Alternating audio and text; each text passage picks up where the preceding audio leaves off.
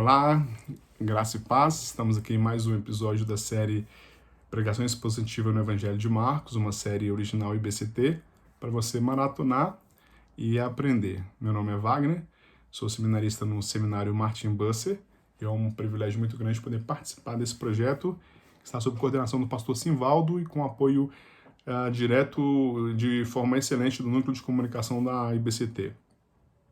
Hoje a nossa perícope é um pouco maior, né? É o capítulo 7, dos versículos 1 a 23. E antes de começarmos, eu queria orar com vocês. Amém? Pai, oramos a Ti esta noite. Senhor Deus, te pedindo que o Senhor esteja abençoando este momento, Senhor Deus.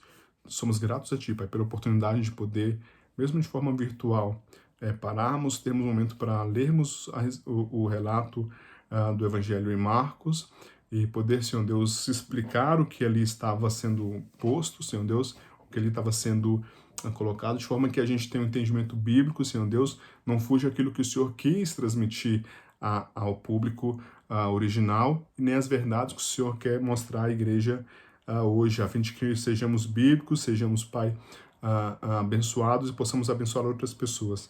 Perdoa os nossos pecados, nossas falhas, Senhor Deus. Me coloco à tua disposição para falar aquilo que o Senhor quiser falar e não o que vier de mim, Senhor. Retira de nós, Pai, toda a soberba. E, Senhor Deus, colocamos a nossa inteligência cativa a Ti, Senhor Deus. O nosso conhecimento cativo a Ti, Pai, a fim de que o Senhor seja glorificado e que, Senhor Deus, vidas possam, Senhor Deus, ser alcançadas por intermédio do Evangelho de Cristo pregado por nós. Que é um privilégio enorme. É o que nós pedimos nessa noite e desde já agradecemos, em nome de Jesus. Amém. Amém. Vamos ao texto então. Jesus e a tradição judaica, Marcos 7, versículo 1 a 23. Os fariseus e alguns dos mestres da lei, vindos de Jerusalém, reuniram-se a Jesus e viram alguns dos seus discípulos comerem com as mãos impuras, isto é, por lavar. Os fariseus e todos os judeus não comem sem lavar as mãos cerimonialmente, apegando-se assim à tradição dos líderes religiosos. Quando chegam da rua, não comem sem antes se lavarem, e observam muitas outras tradições, tais como o lavar de copos, jarros e vasilhas de metal. Então os fariseus e os mestres da lei perguntaram a Jesus: por que os seus discípulos não vivem de acordo com a tradição dos líderes religiosos, em vez de comerem o alimento com as mãos impuras? Ele respondeu: bem profetizou Isaías acerca de vocês, hipócritas, como está escrito: este povo me honra com os lábios, mas seu coração está longe de mim. Eles em vão me adoram, seus ensinamentos não passam de regras ensinadas por homens. Vocês negligenciam os mandamentos de Deus e se apegam às tradições humanas. E disse-lhes: vocês estão sempre encontrando uma boa maneira de pôr de lado os mandamentos de Deus, a fim de obedecerem às suas tradições. Pois Moisés disse: honra teu pai e a tua mãe, e quem amaldiçoar o seu pai ou sua mãe terá que ser executado. Mas vocês afirmam que se alguém disser a seu pai ou sua mãe: qualquer ajuda que vocês poderiam receber de mim é corbã, isto é, uma oferta dedicada a Deus, vocês o desobrigam de qualquer dever para com seu pai e com sua mãe. Assim vocês anulam a palavra de Deus por meio da tradição que vocês mesmos transmitiram e fazem muitas coisas como essa. Jesus chamou novamente a multidão para junto de si e disse: ouçam-me todos e entendam isso. Não há nada fora do homem que nele entrando possa torná-lo impuro. Ao contrário, o que sai do homem é o que torna o impuro. Se alguém tem ouvidos para ouvir, ouça. Depois de deixar a multidão e entrar em casa, os discípulos lhe pediram a explicação da parábola. Será que vocês também não conseguem entender? Perguntou-lhe Jesus. Não percebem que nada que entre no homem pode torná-lo impuro? Porque não entra em seu coração, mas em seu estômago, sendo depois eliminada. Ao dizer isso, Jesus declarou puro todos os alimentos. E continuou: o que sai do homem é que o torna impuro, pois do interior do coração dos homens vêm os maus pensamentos, as imoralidades sexuais, os roubos, os homicídios, os adultérios, as cobiças, as maldades, o engano, a devassidão, a inveja, a calúnia, a arrogância e a insensatez. Todos estes males vêm de dentro e tornam o homem impuro. Bom, a confrontação de Jesus com os fariseus em 7, versículo 1 a 23, sobre a questão da tradição oral, não tem nenhuma conexão, óbvio, com os episódios precedentes, que foram Jesus andando por sobre o mar e a primeira multiplicação dos pães. Unir as histórias como tijolos em uma fileira com pouco ou nenhum cimento editorial não é incomum em Marcos. Essa unidade em particular mostra sinais da mão editorial de Marcos ao longo de toda a passagem. A necessidade de definir mãos impuras no versículo 2, junto com a explicação parentética de costume judaico, de lavar as mãos do versículos 3 e 4, seriam desnecessários se Marcos estivesse escrevendo para os judeus. A passagem como essas representou uma evidência inconfundível de que Marcos está escrevendo para não-judeus e provavelmente para gentios romanos. A formação editorial de Marcos é ainda mais evidenciada pela referência ao abandono da multidão e a entrada na casa do versículo 17, que caracteristicamente abre a oportunidade para Marcos esclarecer o ensino de Jesus para o benefício dos seus discípulos e leitores. A mão editorial também fica evidente nas administrações diretas dos versículos 14 e 18, quando eles falam: ouçam-me todos, entendam isso. Será que vocês também não conseguem entender? Que mais uma vez enfatiza o embotamento das multidões e discípulos. Por fim, o adendo editorial para o versículo 19, de que Jesus declarou puro todos os alimentos, deixa claro para os leitores romanos que Marcos, os leitores romanos de Marcos, que as questões cerimoniais de purificação e os alimentos kosher, os alimentos judaicos, né, com os alimentos kosher, são alimentos com as regras religiosas judaicas, que são tão importantes para os judeus, não são obrigatórios para os seguidores de Jesus. A destreza editorial de 7, versículo 1 a 23, tem pelo menos dois propósitos. Um é mostrar a oposição imperiosa entre Jesus e os fariseus sobre as questões da tradição oral. O elemento definidor do farisaísmo e judaísmo rabínico, é totalmente invalidado na presente perícope. O segundo efeito é salientar para os leitores de Marcos a diferença radical entre cristãos e judeus sobre as questões de alimentos, purificação e o sentido essencial da moralidade e do que agrada a Deus. A diferença entre os motivos internos e as observâncias cerimoniais é aprimorada na presente passagem. Essa distinção manifestará uma influência definidora na igreja primitiva, conforme evidenciado na história de Pedro e Cornélio em Atos 10, ou nos ensinamentos de Paulo de que nenhum alimento é por si mesmo impuro, a não ser para quem assim o considere, lá em Romanos 14. Né?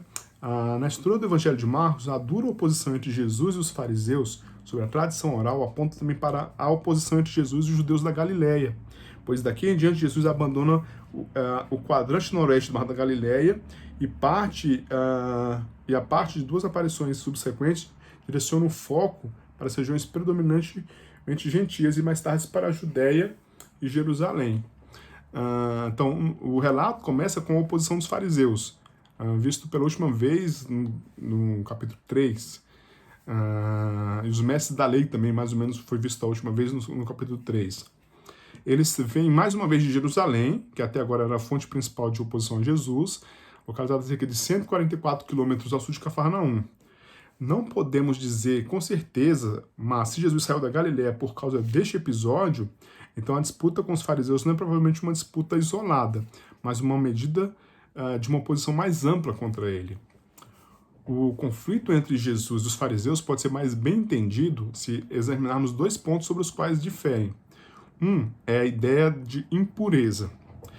Os rituais concernentes ao estar limpo e impuro refletem um desenvolvimento rabínico mais que as expressões da Torá. De acordo com o Antigo Testamento, só os sacerdotes tinham de se lavar antes de entrar no tabernáculo. Caso contrário, o lavar as mãos, que era o ponto de contenda aqui, era preciso só se alguém tocasse algum fluxo corporal.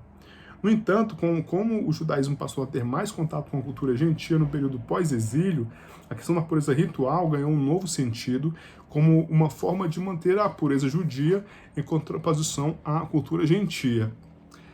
Isso alcançou uma extensão extrema na comunidade de Qumran, descrita nos textos massoréticos, né? A separação física e lavagens diárias da comunidade de Qumran, que onde foram encontrados aqueles manuscritos do Mar Morto, e das pessoas comuns, eles purificavam seus membros não só da profanação dos gentios, os samaritanos e das pessoas comuns, mas também de outras seitas judaicas que por várias vezes os viam nos mais variados graus e o consideravam impuros, né? incluindo os saduceus e até mesmo os fariseus e o templo de Jerusalém. Então, é uma prática que, inclusive, a prática do batismo era uma prática que era muito mais praticada, por exemplo, pelos essênios ali, porque essa comunidade de Qumran, né? Qualquer forma de fluxo humano, saliva, sêmen, fluxo menstrual, as mulheres após dar luz, cadáveres, podridão, coisas rastejantes, ídolos, e certas classes de pessoas como os leprosos, os samaritanos, os gentios, tudo isso era imundo para os rabinos fariseus. Essa lista envolve Jesus e os discípulos em várias violações anteriores do ritual de purificação, uma vez que estiveram com leprosos, publicanos, gentios, mulheres menstruadas, cadáveres. Os rituais de lavagem eram um meio de purificar e proteger os judeus, observantes da lei, de qualquer contaminação. E é assim, importante compreender que a pureza não se limitava a questões de higiene, nem estava principalmente preocupada com elas, nem tampouco as distinções entre limpo e imundo são totalmente compreensíveis com base apenas na explicação racional. A Mishnah, que é um texto judaico, por exemplo, declarou que considerava imundo as mãos de quem tocasse as seções aramaicas de Daniel e Esdras, como também acontecia com a Sagrada Escritura se fosse traduzida para o assírio. Então vocês veem que essa questão da pureza não era uma questão somente de saúde pública, de higiene, era muito além, né? E envolvia até questões de ordem religiosa, de ordem das diversas facções religiosas ali, ou até da escrita de textos que para alguns eram considerados profanos. E se a gente relembrar, após o exílio babilônico, muitas comunidades judaicas foram estabelecidas em diversas cidades fora da área de Israel. E é por isso que apareceram as sinagogas, né? Se a gente vê que diversas sinagogas foram estabelecidas, nessas sinagogas existiam cópias dos textos bíblicos. E a depender da linguagem que fosse escrito a cópia, era considerado impuro até quem tocasse. Então você vê que a gente percebe então que a questão da pureza, ali colocado como pureza, era algo que era também de uma certa forma cultural e, se não por que dizer, ideológico, né? Então, assim, existiam diversas formas de impureza, e isso acabava a questão do lavar copos, de lavar vários itens, então eram considerados. Então, não era só uma questão de higiene, era muito maior. E o outro ponto que é colocado também em relação à contenda, que a gente colocou que era a pureza, né, a purificação, o outro é em relação à tradição dos líderes religiosos. Né? Os fariseus, de forma distinta dos saduceus, para quem só a lei escrita da Torá era autoritativa, aceitavam a evolução da lei oral como tão autoritativa quanto a Torá. A tradição oral, junto com os rituais de limpeza mencionados acima, né, que eu mencionei agora há pouco, na verdade, também se tornou mais pronunciada depois do encerramento do Antigo Testamento. Então a gente vê que há toda uma preocupação por parte dos judeus, dos fariseus, dos saduceus, de outras facções judaicas, em relação ao que significava essa pureza e essa tradição de líderes religiosos, até ressaltando diferenças entre eles, de forma que cada um tentasse explicar de forma, a partir do seu ponto de vista, o que era correto e o que não era correto. Ou seja, dentro da estrutura judaica não havia uma unidade, havia muitas divisões, né? E quando a gente chega então no versículo 6 ao versículo 9 ali, o sarcasmo do versículo também está presente no original grego, né? Quando ele coloca, o Marcos ele escreve isso no relato, vocês estão sempre encontrando uma boa maneira de pôr de lado os mandamentos de Deus a fim de obedecer às suas tradições. Jesus, quando se refere aos fariseus como hipócritas, utiliza um termo de teatro cujo sentido é desempenhar um papel no palco, em especial no teatro grego. Os autores usavam várias máscaras de acordo com o papel interpretado. A palavra hipócrita, consequentemente, significa alguém que desempenha um papel sem sinceridade, sendo, nesse caso, um fingidor. A citação de Isaías 29:13 define corretamente hipócrita como aquele que dá voz a sentimentos imponentes e até mesmo nobres, sentimentos nobres divorciados das intenções do coração. As pessoas que fazem isso em vão me adoram, de acordo com a citação. O resultado dessa pretensão é que seus ensinamentos não passam de regras ensinadas por homens. Idolatria, portanto, ou seja, a substituição do divino pelo meramente humano. Os fariseus, com relação à tradição oral, substituem as interpretações da lei pela lei em si, interpretações essas realmente discrepantes da intenção da lei. Ou seja, eles acabavam de forma intencional modificando interpretações, modificando a própria lei a partir de interpretações que eram dadas com fim a atingir fins particulares, né? Então, seria um erro presumir que Jesus, ao chamar os fariseus de hipócritas, acusa de falta de dedicação.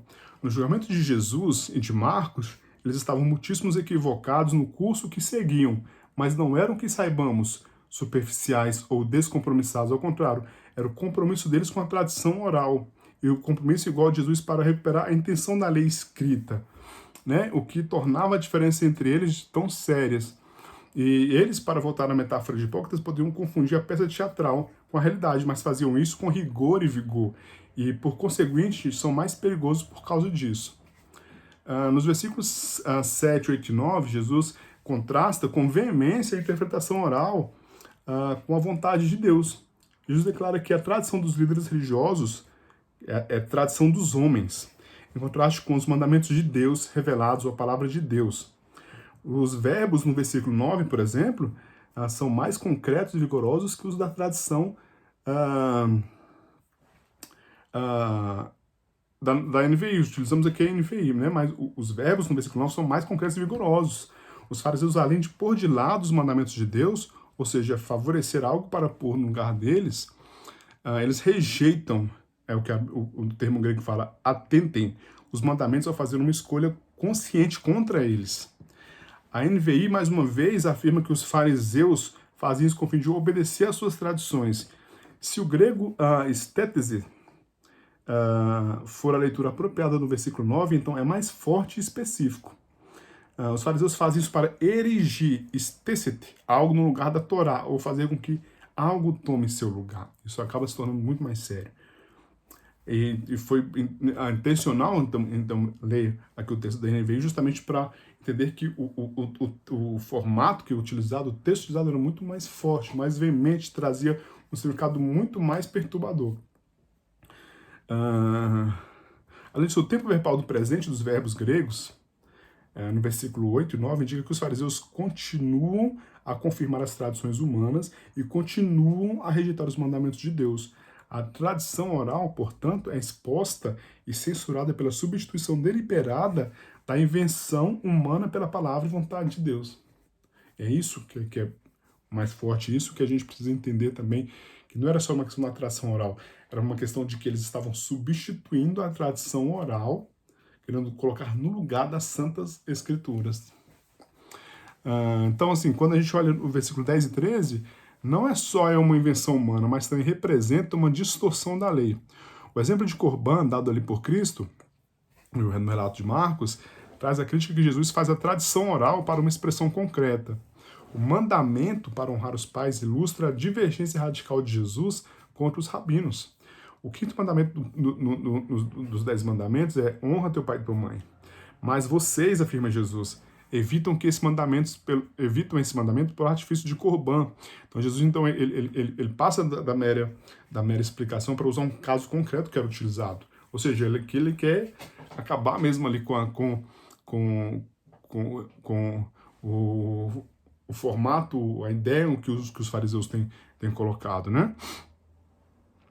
Então Jesus apela para a regra original de Moisés a fim de corrigir a tradição oral que se desviou da intenção original. Ou seja, ele está fazendo com que o decálogo se torne uma cerca contra a tradição rabínica, por assim dizer, né? Então ele vai utilizando ali os 10 mandamentos para então cercá-los, para mostrá-los assim, um perigo do que eles estavam fazendo, chamá-los de hipócrita e denunciar que eles estavam querendo colocar a tradição oral em substituição à tradição escrita, à palavra escrita, né?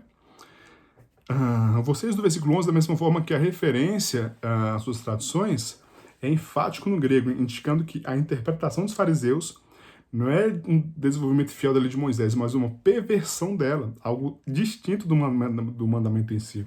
Corban, da palavra hebraica para oferta, era um costume rabínico derivado da prática de devotar alguns bens ao Senhor, conforme especificado em Levítico 27 e 28, e também Números 18, número 18.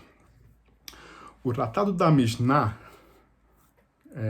chamado Nedarim, votos, desenvolve a diretiva geral de devotar bens específicos ao Senhor em uma coletânea elaborada de regras e regulamentos. Corban é similar ao conceito de doar deferido. Hoje uma pessoa pode deixar uma propriedade para uma instituição beneficente ou outra agência social quando morrer, embora retenha a posse sobre a propriedade, como também lucros ou juros resultantes dessa propriedade. No caso de Corban, uma pessoa poderia dedicar os bens a Deus e separá-los do uso comum, embora retivesse o controle deles.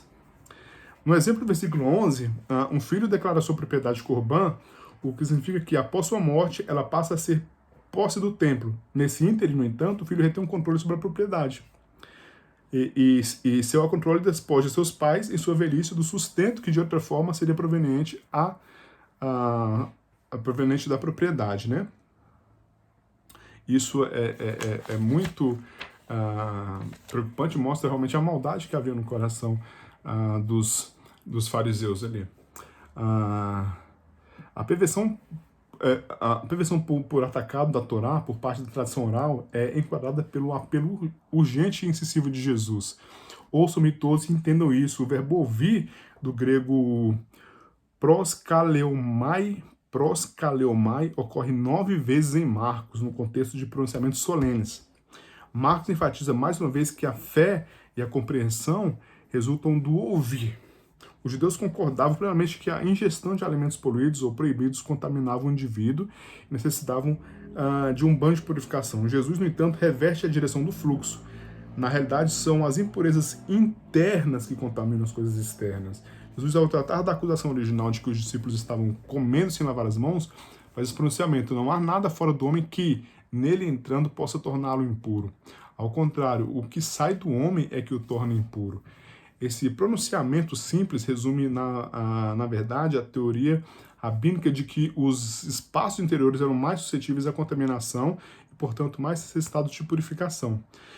Jesus, em uma brilhante reaplicação e extensão do princípio orientador de seus oponentes, aplica a teoria dos recipientes contaminados às pessoas, como se dissesse: se o interior do vasilhame contamina as pessoas, quanto mais essa contaminação não se daria pelo interior das pessoas.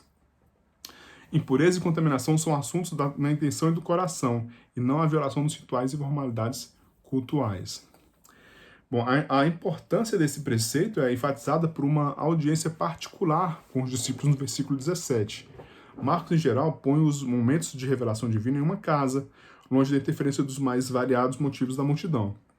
Essa convenção é enfatizada por um contraste por a literação em grego. Jesus deixar a multidão, óculos, e entrar em casa, oikos. Contudo, os discípulos são mais uma vez impermeáveis à verdade. Jesus, em exasperação, interpela-os: será que vocês também não conseguem entender? Não percebem? A falha deles em compreender não é o resultado da estupidez, nem tampouco precisam de eliminação por meio de iluminação por meio de instrução esotérica, como no gnosticismo. A falta de percepção deles está relacionada a uma compreensão equivocada da parábola. Semelhante à dos de fora, lá no capítulo 4, né? Uma parábola não pode ser entendida do lado externo, mas apenas ao entrar nela e ver a realidade que descreve a parte do seu interior. Os discípulos são como cães olhando para o indicador apontado de seu mestre, e não para o objeto para o qual o dedo aponta. São como pessoas olhando para os vitrais de uma catedral pelo lado de fora. A visão e a compreensão deles são igualmente embotadas e sem vida. A compreensão da lei que Jesus deseja não se relaciona à visão física ou à consciência mental, mas ao coração. O coração é o centro da personalidade humana. A vontade cuja separação de Deus foi lamentada na citação de Isaías do versículo 6, mas o seu coração está longe de mim. Para o benefício daqueles que não podem ouvir, que não podem ver, mas precisam conhecer, Jesus explica a imagem. O alimento pode entrar pela boca, mas tudo acaba no mesmo lugar. Marcos compreende que, com isso, Jesus declara todos os alimentos puros. Esta é uma inserção editorial reveladora. Pois Marcos, em sua peça teatral, raras vezes sobe ao palco como um ator. Em raras ocasiões, ele faz isso para conferir um sentido especial às suas interpretações. Quando Marcos escreveu seu evangelho, as questões relacionadas aos alimentos kosher e as regras dietárias eram preeminentes da mente dos convertidos ao cristianismo, em particular dos provenientes do paganismo. Menos de uma década antes, Paulo mais possivelmente também tratou da questão de alimentos limpos e imundos em Roma, o local provável do Evangelho de Marcos. Né? A declaração parentética de Marcos de que todos os alimentos são puros revela dessa forma a sua compreensão da posição de Jesus em relação ao assunto de alimentos limpos versus imundos. Essa declaração tem precedência sobre as regulamentações dietárias, tanto da tradição oral quanto das leis escritas. Mais uma vez, em Marcos, o ensinamento de Jesus é supremamente autoritativo, suplantando até a própria Torá. Jesus, de forma semelhante ao pronunciamento anterior sobre o sábado, ousando atribuir um julgamento definitivo sobre uma questão consciente de revelação divina, assume o papel de Deus. Né? E isso corrobora a questão realmente do evangelho, do objetivo do evangelho de Marcos, era justamente mostrar que Cristo era Deus, né? Servo sofredor, mas Deus. Ele era Senhor sobre todas as áreas da natureza. Então, sobre todas as esferas de tudo. Então, quando o relato Marcos fala sobre ele andando por sobre o mar, ele acalmando a tempestade, ele suscitando mortos, tudo isso é no intuito de mostrar para os gentios romanos que Cristo é Senhor, que Cristo é Deus. Então, os rabis, a gente percebe no todo desenrolado do texto de Marcos, que eles catalogavam com frequência as infrações às observações legais. Mas Jesus cataloga as maldades mais profundas do coração. Então, a lista mesmo que no versículo 7, 21 e 22, que são os maus pensamentos, as imoralidades sexuais, os roubos, os homicídios, os adultérios, as cobiças, a maldade, o engano, a devassidão, a inveja, a calúnia, a arrogância e a insensatez, mostram um padrão definitivo em grego. Os primeiros 6 termos ocorrem no plural, indicando atos maus. Quais são os primeiros 6 termos aqui? Os maus pensamentos, as imoralidades sexuais, os roubos, os homicídios, os adultérios. O primeiro deles é imoralidades sexuais, do grego porneia, encontrada na literatura grega com referência a uma variedade de práticas sexuais ilícitas, incluindo adultério, fornicação, prostituição e homossexualidade. No Antigo Testamento, isso ocorre para qualquer prática sexual fora do casamento entre um homem e uma mulher, prática essa proibida pela Torá. Esse sentido é retido e intensificado no Novo Testamento, caracterizado por um repúdio incondicional de toda relação sexual não natural e extramarital. Os termos subsequentes na lista são geralmente autoexplicativos: os roubos, os homicídios, os adultérios, as cobiças, as maldades. Os últimos 6 termos ocorrem no singular, indicando atitudes perversas. Uma eram atitudes más, atos maus, os outros eram atitudes perversas. O engano, a devassidão, a inveja, a calúnia, a arrogância e a insensatez. Todos os 12 termos se abrigam nos pensamentos malignos do coração, ilustrando, portanto, o ponto da parábola no versículo 15, de que a contaminação real provém daquilo emitido pelo coração. Todos esses males, Marcos conclui, vêm de dentro e tornam o homem puro. Isso reafirma a conclusão da parábola do versículo 15, que, por sua vez, identifica os mandamentos de Deus. A palavra de Deus com os assuntos essenciais do coração, que é ressaltado aqui. E a tradição dos líderes religiosos falha precisamente em tratar do coração, e por essa razão falha em representar os mandamentos ou a vontade de Deus. A passagem 7:1-23, então, é a fala mais longa do conflito no Evangelho de Marcos. A extensão da sessão é um indício de sua importância. Marcos trabalha para esclarecer qual é o propósito essencial da Torá e, portanto, o fundamento da moralidade é uma questão de pureza, motivo e intenção internos e não de obediência externa aos rituais e costumes. A controvérsia, por conseguinte, não pode ser interpretada como um caso para o antinomismo cristão, mas antes para a recuperação da verdadeira intenção da Torá. A impureza não pode mais ser considerada uma propriedade dos objetos, mas antes uma descrição de atitudes internas, uma condição do coração. A bondade da ação depende não apenas de sua prática, mas principalmente de sua intenção. O julgamento de Jesus contrastava nitidamente com aquele dos essênios, para quem a pureza era determinada pela aliança à comunidade. Também contrastava com os fariseus, para quem a pureza consistia de um diretório de observâncias e proibições. As abordagens dos essênios e fariseus limpavam a lei do propósito intencionado e resultavam em tentativa de estabelecer substitutos humanos para o julgamento e graça divinos. E aí a gente vê isso lá em Romanos capítulo 10, versículo 13.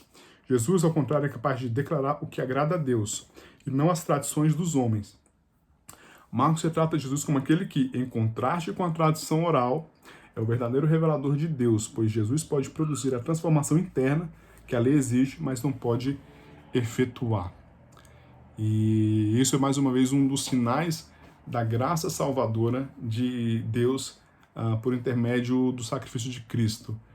Porque quando nós observamos todas essas atitudes, mas nós não lembramos que nós, estamos mortos em nossos delitos e pecados, né? E somente a partir do momento em que o Senhor, de forma graciosa, Ele nos converte a Ele, através do sangue, do sacrifício vicário de Cristo, é que nós então temos condições de viver uma vida, não sem pecado, porque continuaremos pecados, porque estamos todos sob efeito noéticos da queda, mas estaremos vivendo uma luta contra o pecado a fim de agradar aquele que nos resgatou da morte para a vida. Amém? E esta é a mensagem. Que o Senhor esteja abençoando a cada um de nós, que o Espírito Santo esteja falando aos nossos corações, a fim de que nós possamos abrir os nossos olhos, ou abrir os nossos ouvidos para ver ao Senhor, escutar a voz do Senhor a nos chamar, de forma que nós sejamos convertidos a Ele, por Ele, porque nós, por nós mesmos, nada podemos fazer. Amém? Vamos orar? Pai, te damos graças, Senhor, por esse momento em que estudamos mais uma perícope do Evangelho de Marcos, Senhor. Te peço que o Senhor esteja falando aos nossos corações, mostrando que realmente não são que a salvação e a vida cristã não é resultante de uma observância da lei ou nem de uma acomodação às práticas comunitárias, mas somente, Senhor Deus, é mediante a ação graciosa Tua, Senhor Deus, que nos alcança, que nos limpa de todo pecado, que nos converte a Ti, que nos faz novas criaturas e nos faz andar, Senhor Deus, ó Pai, de acordo com o que diz a Tua palavra. Sabemos que, por estarmos ainda numa situação humana, ainda pecamos, mas somos gratos porque em Ti, Senhor Deus, mas não vivemos mais uma vida de pecado, Senhor Deus, mais uma vida de observância aos Teus preceitos, de observância a Ti, de obediência a Cristo, a fim de que, Senhor Deus, possamos, então, glorificar o Teu nome e fazer o Teu nome conhecido em toda a terra e que em todos os povos, línguas e nações hajam pessoas que glorifiquem a Ti, Senhor Deus, porque Tu és o Senhor todo soberano que tem cuidado de nós. Obrigado por esse período, nós te agradecemos, eu que te peço em nome de Jesus, amém. Amém. Obrigado, tchau, tchau. Assistam aos outros episódios da série, estamos à disposição de todos para o que precisarem. Tchau, tchau.